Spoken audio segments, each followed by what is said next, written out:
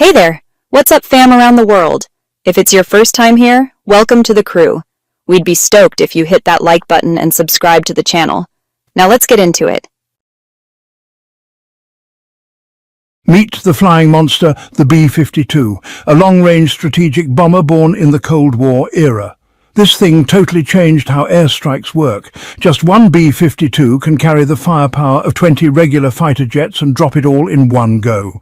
It can haul up to 35 tons of bombs and ammo, enough to wipe out even Iran's heavily fortified nuke facilities if you hit them with enough GBU-57 bunker busters. Iran's packing serious air defense. They've got a multi-layered system with long-range missiles, including Russian S-400S and their own Bavar 373 system, which can detect targets from over 400 kilometers away and hit from 250 kilometers out. There's also the Arman system, with a 120 to 180 kilometer range, and the older S-300 units, which still get the job done. Now back to the B-52, aka the Stratofortress. It's got 8 jet engines, the Pratt & Whitney JT3D, can fly at 60,000 feet, has a 9,000 kilometer range without refueling, and hits speeds of 1,200 kilometers per hour. That's around Mach 1.1. It's got semi-swept wings, is about 48 meters long, 15.6 meters wide, 12.5 meters tall, and weighs up to 270 tons when fully loaded. There are 9 different versions, and it takes a crew of 8 to operate. Despite having jammers and some guns, the B-52 can't really defend itself solo.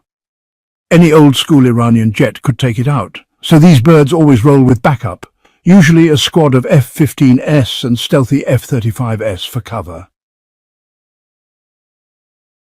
Enter the B-2 Spirit, the most dangerous stealth bomber out there. Even though its design dates back to the 80s, it made the US Air Force the top dog for 3 decades. This thing terrified enemy militaries and turned the tide in dozens of conflicts. The B-2 was built starting in 1981 as a stealth aircraft. It's almost invisible to enemy radar and can slip right through enemy defenses.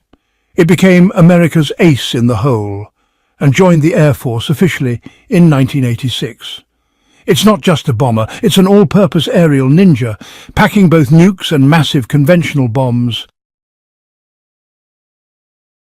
The B-2 Spirit, often just called the stealth bomber, represents a pinnacle of stealth technology. Designed to penetrate dense anti-aircraft defenses, it can deploy both conventional and nuclear weapons. Its unique flying wing design minimizes its radar cross-section, making it incredibly difficult to detect. This design, combined with advanced materials and coatings, allows the B-2 to evade radar and infrared detection systems, giving it an unparalleled strategic advantage. The first real combat debut of this American stealth legend, Kosovo, 1999. In just 8 weeks, it wiped out 35% of the Serbian military. Then it showed up in Operation Enduring Freedom in 2001, hitting Al-Qaeda in Afghanistan, and again in 2011 during the strikes on Muammar Gaddafi's forces in Libya. But it didn't really blow up in the spotlight until the 2003 invasion of Iraq. That's when people really started paying attention.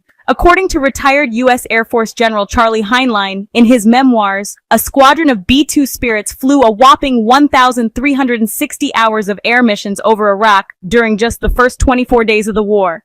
In that time, they took out every underground bunker and command center used by Saddam's military commanders. Those stealth bombers, along with cruise missiles, played a huge role in making it easy for U.S. forces to advance. Fast forward to the more recent clashes in Yemen. When things started heating up again, Trump didn't play around. He sent 6 B-2 bombers, that's 30% of the entire U.S. stealth bomber fleet, to Diego Garcia, a remote island base in the Indian Ocean, just about 3,900 kilometers off Iran's southern coast. Military analysts saw this move for what it was, a big, bold warning shot to Iran as tensions in the Middle East were flaring up again. So now it's your turn, fam. What do you think of the way the US hypes its weapons? You know any plane out there that could beat the stealth game better than the B-2 Spirit?